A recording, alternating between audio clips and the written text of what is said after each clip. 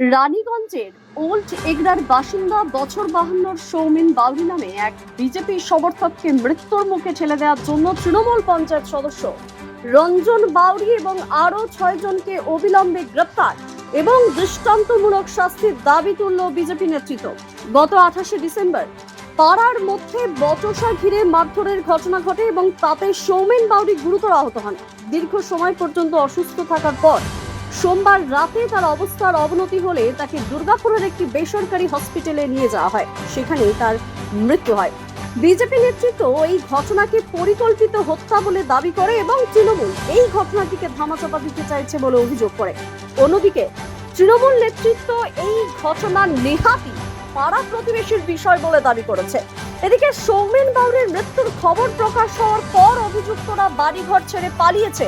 ফলে এই মারধরের ঘটনা হত্যা নাকি নিছক দুর্ঘটনা সেই নিয়ে চলছে জোর জল্পনা। সোমবার রাতে রানীগঞ্জ থানায় একটি লিখিত অভিযোগের ভিত্তিতে পুলিশ একটি ব্যক্তিকে গ্রেপ্তার করেছে এবং তারা বাকি অভিযুক্তদের খোঁজ চালাচ্ছে। ডিসেম্বর জলের নিয়ে একটা ঝামেলা হয়েছিল পাড়ায় পাড়ায়, ঠিক আছে। তো যে মারা গেছে সে সেই সময় ডিউটি বেরোচ্ছিল, তো পাড়াতে দেখে সে হয়তো বলেছে যে ঠিক আছে জল নেওয়ার জলের ব্যাপার ঝামেলা, তো তাকেই ওই পরিবার পেয়েছে। একমাত্র সে পরিবারের উপার্জন, তাকে রাস্তায় ফেলে বেধড়ক মেরেছে। মারার পর আবার দিনে যখন তো ওদের পেট ভরে নিয়ে মারবে, তখন আবার রাত্রে আবার এসে বাড়িতে ঢুকে সব পরিবারের এবং তিনি তৃণমূলের সদস্য, পঞ্চায়েতের সদস্য, সে বাড়িতে ঢুকে এসে আবার সন্ধ্যেবেলায় পুরো পরিবারকে নিয়ে এসে মারধর করছে এবং এমন মার মেরেছে তার লাঞ্চ ফাটিয়ে দিয়েছে, গোপন অঙ্গ ফাটিয়ে দিয়েছে, যার ফলে আজকে তার মৃত্যু হলো। বিজেপি সদস্য ছিল। আর যারা মেরেছে তারা তৃণমূল, তারা সবাই তৃণমূল করে এবং এর সাথে তাপস ব্যানার্জি জড়িত আছে, আমি যেটা শুনলাম। এর সাথে নাকি তাপস ব্যানার্জি এর বাড়িতে এসেছিলো রফাদফা করতে, ঠিক আছে। আর কিছু হসপিটালে ভর্তি করেছিল, তার শুনলাম যে কিছু খরচাপাতি নাকি দিয়েছিল। তারপরে ওদেরই আবার তৃণমূলেরই পর্যায়ের সদস্য একজন ওকে বাড়িতে নিয়ে ছুটি করে নিয়ে চলেছিল এবং বাড়ির কেউ জানেই না। ওর বাড়ির একমাত্র পুরুষ ওই যে মারা গেল। তারাও শুনে অবাক যে আমাদের পেশেন্ট ছুটি হলো কী করে। যে আবার যখন ভর্তি করতে নিয়ে যায়, এই ভর্তি নিয়ে যাওয়ার পর কাল আজকে এরা মারা যায় রাত্রে। তো বলবে ওরা অনেক কিছু বলবে, মানুষের সাথে, মানুষের পাশে, মানুষের জন্য কাজ করি, কিন্তু এই তো দেখুন সামনেই তো দাঁড়িয়ে আছে একটা তরতাজা জীবনকে নষ্ট করে দিল এবং তার বিবাহিত দেওয়ার মতন একটা মেয়ে আছে, শুনছি মেয়েটার বিয়েও লেগেছে। আজকে বিয়েটা হবে কী করে? একজন উপার্জন, সে তো মারা গেল, বিয়েটা হবে কী করে? তার পরিবারটা চলবে কী করে? এটা তো সমস্যা। পুলিশ তো এফআইআর নেয়নি, পুলিশ তো এইখানে 28 তারিখও দিতে গেছিলো, তখনও নেয়নি। আজকে গিয়েছিলো, কালকে গিয়েছিলো, কালকেও নেয়নি। এবং আমরা এটা কেসটা আমরা যাচ্ছি বাড়ির লোকের কাছে, বাড়ির লোক যদি আমাদের কেসটা দেয় আমরা যথাসাধ্য চেষ্টা করবো এবং লড়বো, ছাড়বো না। আমরা এই কেসটা শেষ পর্যন্ত যাবো। হ্যাঁ, বিজেপির থেকে আমরা যে যতটুকু আমাদের করার সাধ্য, যে যা করার আমরা করবো। নাম সন্দীপ। এই ধরনের মন্ত্রী এটা কালচার, তৃণমূল তো এইসব করি এখন পর্যন্ত টিকে আছে। তাছাড়া তো ওদের আর কিছু নেই, মানুষ নেই ওদের সাথে, জনগণ নেই ওদের সাথে।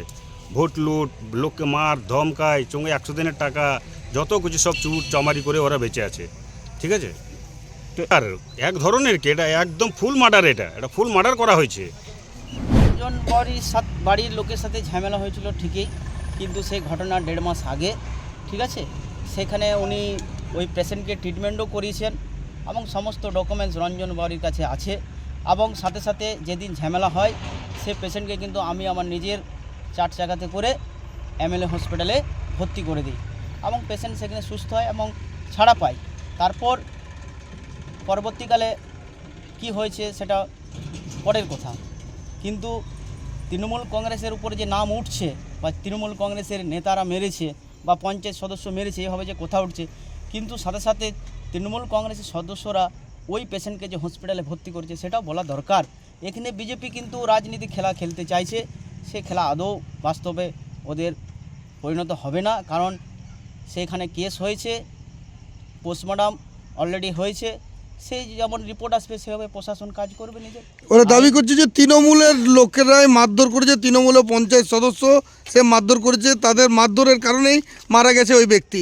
কি মনে করছে, তার কি বিষয়টা? না, উনি ছাড়াতে গেছেন, রঞ্জন বাউরি মেরেছে এটা এমন কোনো মানে নয়। ওর বাড়ির লোকের সাথে ঝামেলা, সে ছাড়াতেই পারে। ওর বাড়ির সামনে যদি কেউ ভাই দাদাকে মারে সে তো ছাড়াতেই পারে, ওটা বড় জিনিস নয়। আমাদেরকে দেখতে হবে যে বাস্তব ঘটনাটা কি আছে, পোস্টমর্টম রিপোর্ট আসার পরে সেটা কিন্তু আমরা বলতে পারবো। তো আমরা দেখছি যারা ছিল তারা তো যে রঞ্জন আরও সবাই তো পলাতক, তার মানে কি কিছু তো একটা ব্যাপার তো রয়েছে। না, যেহেতু পাশের বাড়ির মারা গেছে, একটা আতঙ্ক বোধ করছে। তো একজন তো হয়েছে, এবং আরও 2-4 জন নামে আছে, সেটা যতক্ষণ না পোস্টমর্টম রিপোর্ট আসছে সেভাবে পুলিশ অ্যাকশন নিতে পারছে না। বিজেপি দাবি করছে তৃণমূল বিজেপি কর্মী সমর্থকদের দাবার বা মানে চাপ সৃষ্টির জন্য এই ধরনের এইরকম ভয় আতঙ্কের মধ্যে রাখছে।